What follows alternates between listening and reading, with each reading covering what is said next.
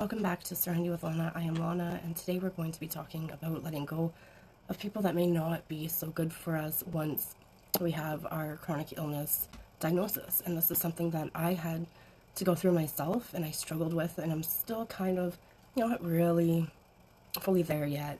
Some people, but it's a part of life and something that we all have to go through essentially. But when we're diagnosed with a chronic illness or we realize that we have some sort of permanent disability, it becomes even more imperative for us to protect our peace and our space.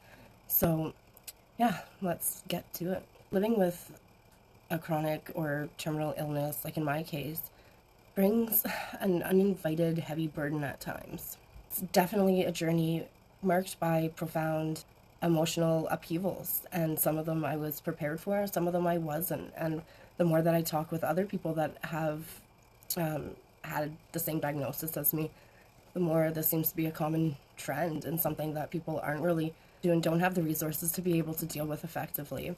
One of the most challenging aspects is coming to terms with the fact that some of the people that we love aren't good for us.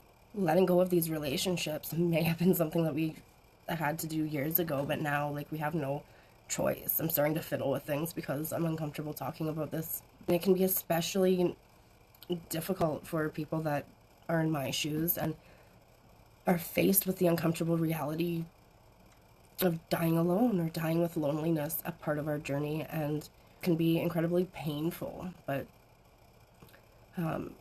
it's necessary. We go along our own paths and we figure out the next step and what we need to do.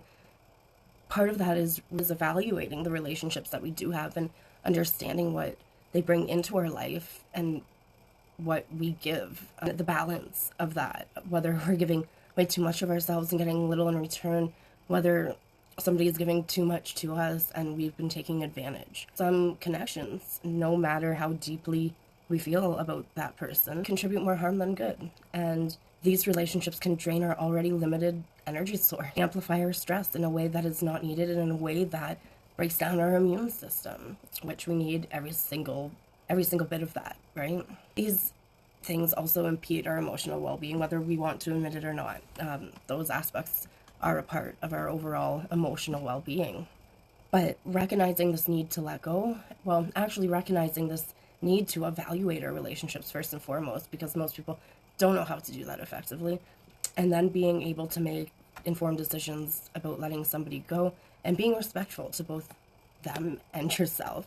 Those are the steps towards reclaiming peace and serenity in one's life. They're simple steps, but they're hard to take. Letting go of loved ones is never easy, and I'm not here to try to tell people that it's easy. It's not. I'm still going through the process of letting go of a few people, and let me tell you, it's easier said than done, but I'm working on it, and that's all that matters.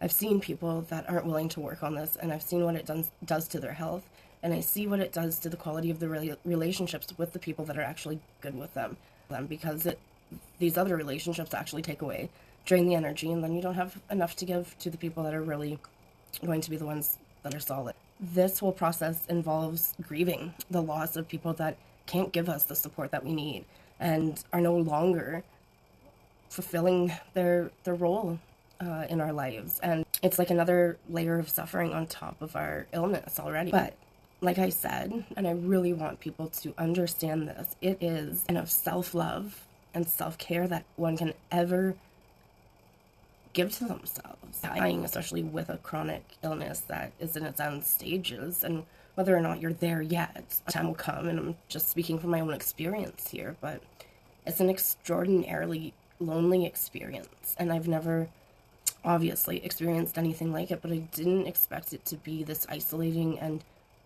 terrifyingly lonely. Despite the presence of loved ones, there are aspects of this that can only be done alone. Of course, I have fears too. The reality of my mortality, physical pain, and the emotional turmoil often remains mine to deal with alone. This can be really overwhelming if I let it.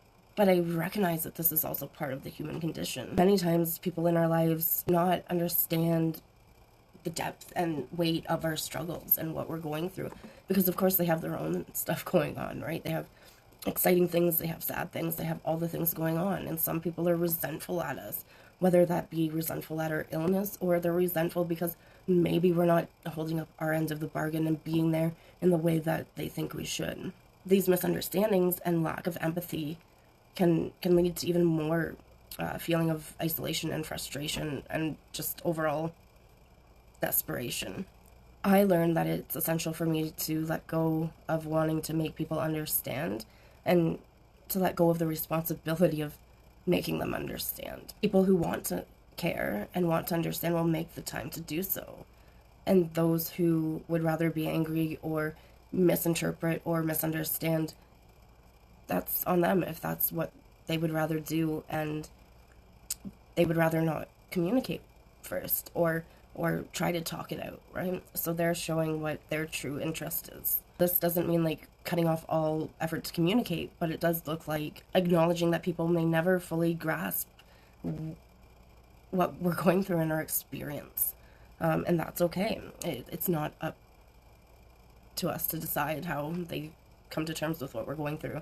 In the midst of like all of this loneliness, and there does lie an opportunity, and that is for true self-discovery and peace found within it.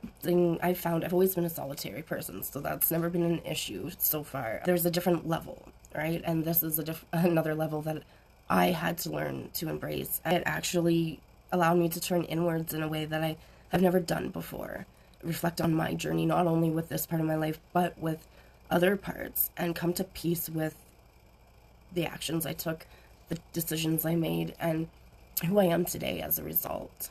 I've really been able to connect with my inner strength, even though sometimes I feel like I have absolutely none. I know that I have so much to really nurture that part. I'm able to nurture that piece of me that really needs somebody to be gentle and kind.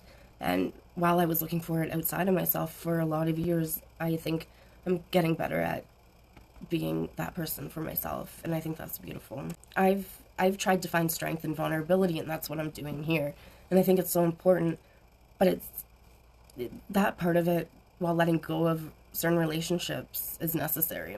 I've used this to kind of create a supportive network for myself, or a supportive community, because I couldn't find it before, so I had to try to create my own. And while it's not what I wanted it to be right now, or where I thought it would be right now, it's going to get there, and I'm going to be extremely proud of it, and I hope that it'll help a lot of people while I'm still alive, but thereafter too. I've surrounded myself with people that offer me empathy and understanding, unconditional love from where they're at, and we've talked about all the people that are close to me right now. We've talked about what that looks like and how they can show up and what they want to be, so that there's no loose ends. And the people that haven't, like, they've been invited to, they just haven't really like taken it up, and that's once again on them.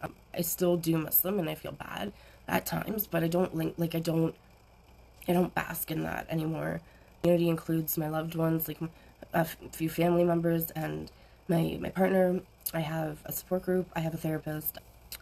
I have a couple of therapists, actually, and I have this community I'm building. So I have one online forum, which we'll be recreating into Haven of Harmony. Living in constant fear can be really paralyzing, and I decided to let go because I couldn't live that way.